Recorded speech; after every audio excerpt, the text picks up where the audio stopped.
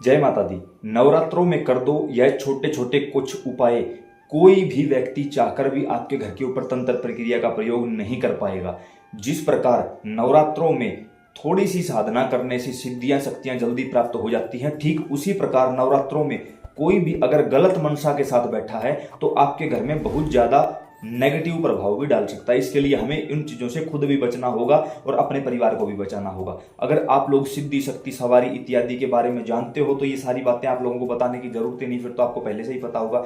लेकिन जो गृहस्थ जीवन में रहते हैं और उनके पास इतना समय नहीं होता, अगर वो छोटे छोटे काम भी कर लेते हैं तो आप इन सब चीजों से बचे रहोगे। और वैसे भी आज का समय पूरी तरह से तंत्र का समय है। तो सबसे पहले नवरात्रों के प्रथम दिन पर ही आप अपने घर का जो मुख्य दरवाजा है उस दरवाजे पर आम के पत्ते या फिर बेलपत्र के पत्ते कच्चे सूत में जो धागा आता है सफेद कलर का उसमें या फिर मौली के धागे में आप इनको अपने घर के मुख्य दरवाजे पर बांध दीजिए। 9 या 11 की संख्या में उसको रखिए। ऐसे में कोई भी व्यक्ति आपके घर में प्रवेश करेगा तो जैसे ही वो पत्ते उनके सर से स्पर्श करेंगे तो कोई भी नेगेटिविटी होगी या कोई गंदी शक्ति जानबूझ के छोड़ी जाएगी, वो घर से बाहर चली जाएगी, तुरंत वो उसके साथ घर के अंदर नहीं आ सकती। दूसरी चीज, घर के मुख्य दरवाजे पर ओम, स्वास्तिक या शुभ लाभ इत्यादि का आप कोई भी चिन्ह बना दीजिए, जिसके चलते दैवीय शक्ति जागृत हो जाए और नेगेटिविटी आप लोगों से दूर रहे।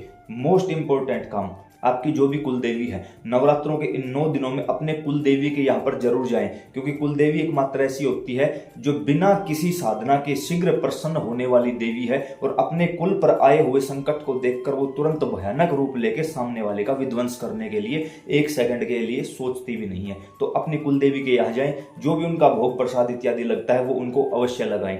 जो लोग अपने घर में माता रानी के नाम की अखंड ज्योत जलाते हैं नवरात्रों में, वो अपनी ज्योत को खाली ना छोड़े, यानी ऐसा ना हो कि वहां पर कोई है ही नहीं और ज्योति चली जा रही है।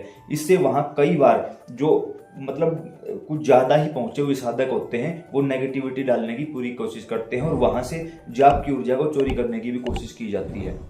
अखंड ज्योति जहां हो वहां पर गंगा जल इत्यादि का प्रयोग साथ में जरूर हो, ताकि नेगेटिविटी वहां प्रभावी ना हो सके। कोशिश करें कि नवरात्रि के 9 के 9 दिन घर में हवन हो सके, ना हो सके तो 9वें दिन अवश्य हवन करवाइए, ताकि इस दौरान जो नेगेटिविटी आसपास आई है हवन के माध्यम से वो आपके घर को छोड़कर जा सके। इसके साथ साथ एक पानी वाला जटा वाला नारियल लाल कपड़े में बांध लीजिए, उसमें 5 कोड़ियां रख लीजिए, उसको बांधकर घर के जो मुख्य दरवाजा है उसके अंदर की साइड आप कहीं भी टांग दीजिए, रख दीजिए, जिससे कि घर में आने वाले हर व्यक्ति की नजर उसके ऊपर पड़नी चाहिए। होगा क्या, गंदी नजर होगी, गंदी शक्ति होगी, उस नारियल से स्पर्श करवा के तुरंत प्रभाव से वो उसी समय आपके घर के देवी देवता और पितृ तुरंत उसको वहीं से बाहर कर देंगे। उसका आपके घर के अंदर किसी प्रकार का कोई नेगेटिव इफेक्ट देखने को नहीं मिलेगा। गलती से भी इस समय में मांस और मदिरा का प्रयोग ना करें।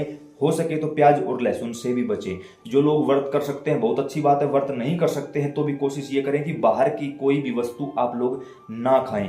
विशेषकर ऐसे समय में सफेद मिठाई पर सबसे ज्यादा तंत्र किया जाता है। तो बाहर से अगर कोई मिठाई आ रही है जो विशेषकर सफेद कलर की है तो उससे बचें, या तो उसको ले ही ना, फिर भी मजबूरी में लेना पड़ा है तो तुरंत उस व्यक्ति के जाते ही उसको घर के बाहर किसी भी कुत्ते इत्यादि को खिला दें, आप उसका सेवन ना करें। अगर आप लोगों के पास घर में काली उड़द है तो उसका भी आप अपने घर के मुख्य दरवाजे पर एक लक्ष्मण रेखा के रूप में बना सकते हैं। यह आपको मोस्ट इंपॉर्टेंट तरीके से इतना ज्यादा लाभ देगा कि आप लोग समझ ही नहीं पाओगे उस चीज को। हर रोज रात को सोने से 2 मिनट पहले लक्ष्मण रेखा बना दीजिए, कोई नेगेटिविटी रात्रि काल में आपके घर में प्रवेश नहीं कर पाएगी।